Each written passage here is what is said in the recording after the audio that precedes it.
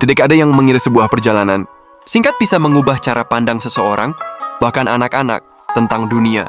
Bagi sebagian besar orang, liburan keluarga hanyalah rangkaian foto, souvenir, dan cerita ringan yang bisa dibawa pulang. Namun bagi sekelompok anak wisatawan asing yang datang ke Indonesia, pengalaman mereka meninggalkan jejak lebih dalam dari sekadar album foto. Mereka datang dengan tas ransel kecil, kacamata hitam, dan ekspektasi sederhana, menikmati pantai, melihat pemandangan, serta mencicipi makanan khas. Beberapa di antaranya ikut karena liburan keluarga yang sudah lama direncanakan orang tua mereka. Ada yang memilih Bali dengan pasir putihnya yang terkenal, ada yang ke Lombok untuk merasakan tenangnya Gili, ada pula yang penasaran dengan Yogyakarta, kota seni dan sejarah. Tak sedikit juga keluarga yang sengaja membawa anak-anak mereka ke pedesaan di Jawa Timur atau Sumatera Barat demi mengenalkan suasana kampung yang masih alami. Namun apa yang mereka alami di Indonesia ternyata jauh melampaui dugaan. Bagi anak-anak Eropa dan Australia, Bali seringkali terdengar seperti surga tropis dengan pantai tak berujung. Banyak dari mereka mengira perjalanan ke Bali hanya berarti bermain pasir, berenang, dan melihat tarian tradisional di hotel.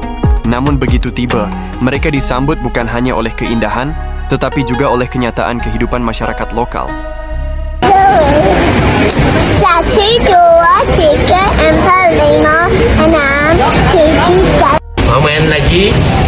Ya, sendiri pakai 2. Duduk. Tak, aku mau kecil saja. Oh, yang kecil saja. Silakan duduk. Ini apa? Karet. Rubber. Tak, aku mau begini saja. Oh, yuk main berdua. Lagi. Sekarang twinkle. 1, 2,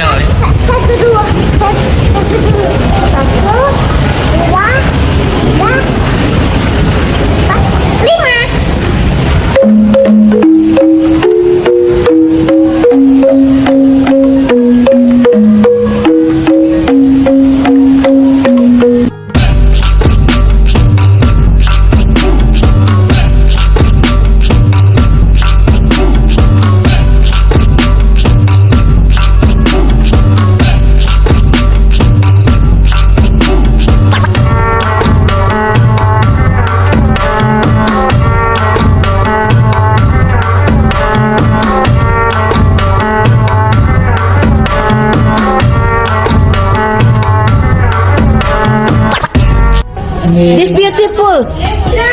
No, Oh, ini. This one. This one.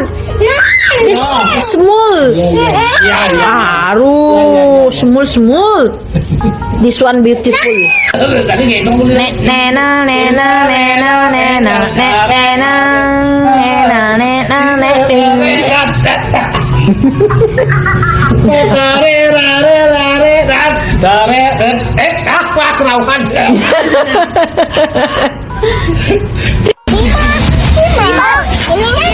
Kita sama-sama 5, aku 5. Kangen sekali sama kamu. Kalau ini boleh dilepaskan. Mana bisa? Mana bisa dilepas? Ini harus dilepas. Nggak bisa. Nggak bisa. Itu harus diputar. Diputari. Putar. Iya, Jangan dilepas nanti. Ada bautnya, di mana bautnya? Di mana? ini kalau mau dibawa pulang. Oh, Gitu. gitu. Dijadiin kecil ya? Ya. Nah, ini boleh. Jadi cuma ada Gimana cara bawanya? Gini ya? Oh, gimana? Jalannya. Ya, coba. Oh.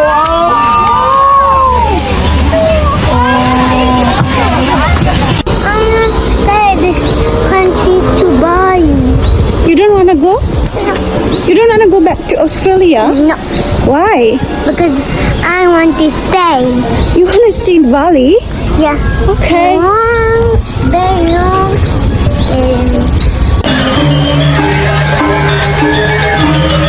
Look at him, he's doing the...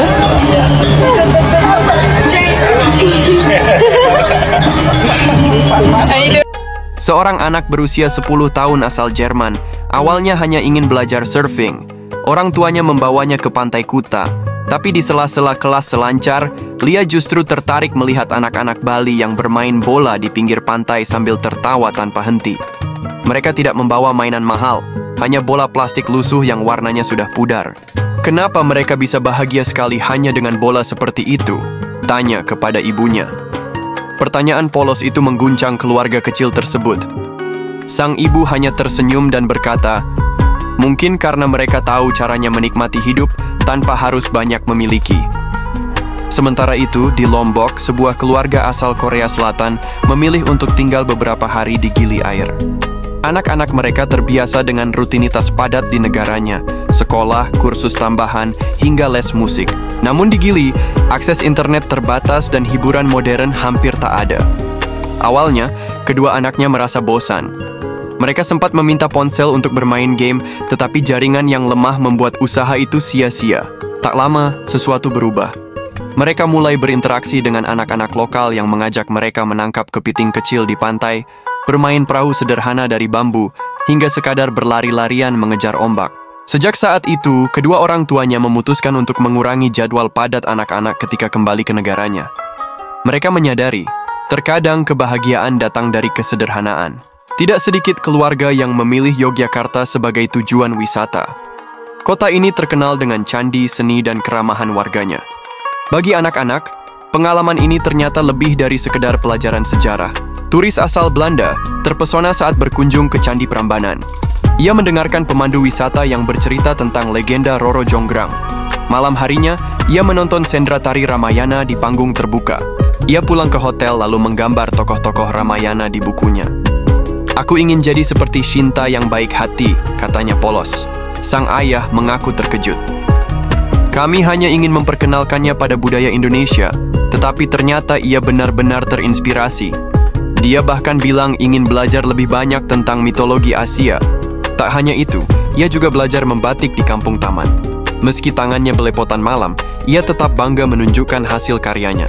Di sebuah desa kecil di lereng Gunung Bromo, keluarga asal Prancis menginap di homestay sederhana. Mereka membawa 2 anak laki-laki, yang biasanya terbiasa dengan kehidupan kota Paris. Awalnya mereka mengeluh karena tidak ada air panas, kamar tidur hanya beralaskan tikar, dan ayam berkokok membangunkan mereka terlalu pagi.